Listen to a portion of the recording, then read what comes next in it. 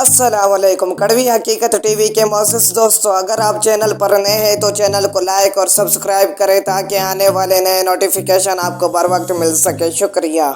सुनहरी थैली। तंजीरा अहमद कस्बे से दूर पहाड़ी इलाके में आकिल नामी लड़का अपने वालिदैन के साथ रहता था।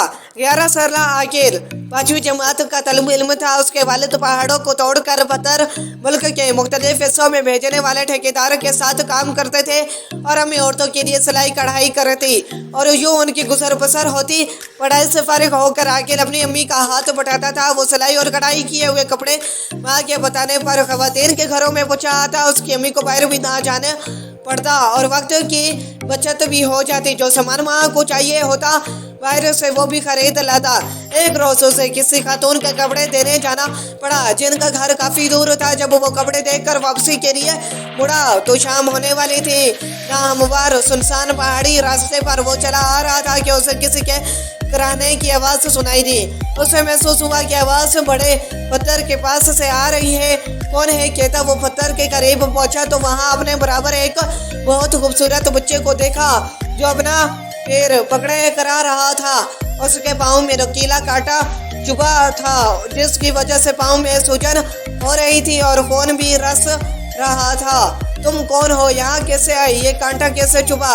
उसे देखते ही आकिल ने हैरानी से कई सवाल पूछ डाले। बहुत तकलीफ हो रही है, कांटा निकालने की हिम्मत भी नहीं, क्या तुम मेरी मदद करोगे?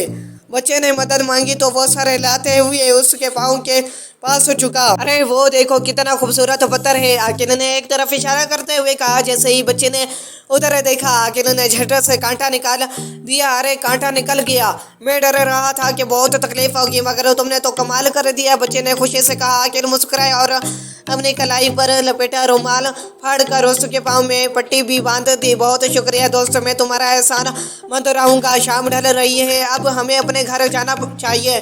ठीक है मगर तुम्हारा घर कहाँ है? तुमने अपना नाम भी नहीं बताया। मेरा नाम बंटू है और जंगल के उस पार हमारा घर है। बंटू आस्तगी से उठ खड़ा हुआ और हाथ हिलाए हुए मुखालिफ सिमत चलने लगा। आकिल भी तेजी से अपने घर की जानिब चल पड़ा। घर पहुंचा तो अम्मी को परेशान पाया। उन्होंने देर से आने की वजह पूछी तो आकिल ने सब सच सच बता दिया जिस पर अम्मी ने उसे बहुत शाबाशी दी। आकिल के अबू रात में थके हारे घर आए तो बहुत परेशान थे। बीवी के पूछने पर वो बोले कि ठेकेदार आम पत्थर बेचने की आड़ में गैर कानूनी तौर पर कीमती पत्थर स्मगल करता था। वो पकड़ा गया और काम का सिलसिला बंद हो गया है। अब पता नहीं घर का खर्च कैसे चलेगा। दिन गुजरते गए, सिलाई कढ़ाई से की गई जमा पूंजी खत्म हो चुकी थी।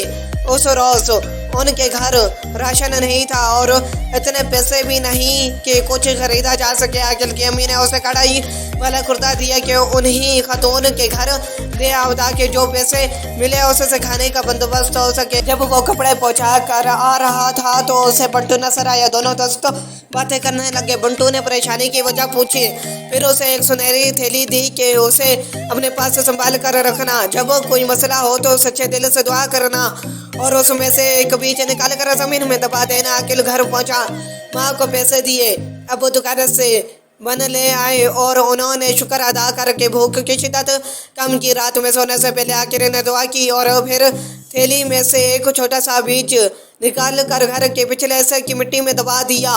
अगले सुबह वो दरवाजे पर तेज दस्तक से जागे। कौन है? आकिल के अबू ने पूछा और दरवाजे पर खड़े अपने एक दोस्त को देखकर खुश हुए। एक बड़ी कंपनी ने पहाड़ों की खुदाई का हुकूमत से मुआहदा किया है। वहाँ के लोगों ने तुम्हारी ईमानदारी से मुतासिर होकर तुम्हें इंचार्ज बनाने के लिए कंपनी के नुमाइंदे से कह दिया है मेरे साथ चलो। उन्होंने तुम्हें बुलाया है। दोस्त के बताने पर वो खुल उठे और उसके साथ चले गए। आकिल और उसकी अम्मी बहुत खुश हुए। आकिल भागकर घर के पिछले हिस्से में गया और वहाँ एक छोटा सा पौधा हिलाता देख कर हैरान रह गया। एक रोज उसने दुआ मांगी कि माँ के कामों में बरकत हो और फिर बीज बो दिया। अगले रोज उस बीज से भी पौधा निकल आया। आकिल जब भी कपड़े देने पहाड़ी पर जाता तो वापसी पर वहाँ जरूर रुकता जहाँ बंटू से मुलाकात हुई थी, मगर बंटू ना मिला। वक्त गुजरने के साथ आकिल के घरेलू हालात बहुत बदल गए थे। उसने सुनहरी थैली और उसमें मौजूद बीज बहुत संभाल कर रखे। वो बंटू को कभी नहीं भूला था।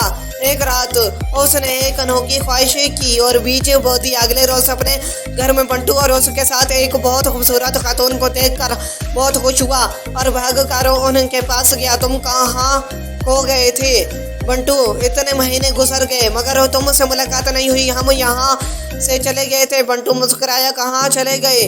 बताया क्यों नहीं? तुम्हारी नेकी और रहमदिली से मुतासिर होकर बंटू तुम्हारा दोस्त बना और तुम्हें जादुई सुनहरी थैली और बीज दिए। हम इंसान दोस्त हैं मगर आम इंसानों के सामने नहीं आते। उस वक्त तुम्हारी ख्वाहिश पर हमें तुमसे मिलने आना पड़ा। खातून ने कहा। तो वो सब चौंकी अम्मी ठीक कह रही है। तुम मेहनती, अच्छे और रहमदिल इंसान हो। तुमने मेरी मदद की और मैंने तुम्हारी। अगर तुम ऐसी ख्वाहिश करते जो बुरी होती तो पौधा ना उगता और ना कभी ख्वाहिश पूरी होती। तुम्हारी ख्वाहिश का एतराफ़ करते हुए हम तुमसे मिलते प्रस्ताद से आए हैं। तो क्या आप? आकिल ने हिकलाते हुए कहा। हाँ, हम इंसान नहीं, मैं परी जात हूँ और अम्मी मलका परी है। उनकी बात सुनकर आकिल भौचका रह गया। अब हमें जाना होगा। हमेशा अच्छे काम करना, झूठ से बचना और दूसरों की मदद करते रहना, वरना सुनहरी थैली और बीज गायब हो जाएंगे। अच्छा दोस्त, खुदा हाफिज, बंटू ने कहा और उनके देखते ही देखते दोनों गायब हो गए।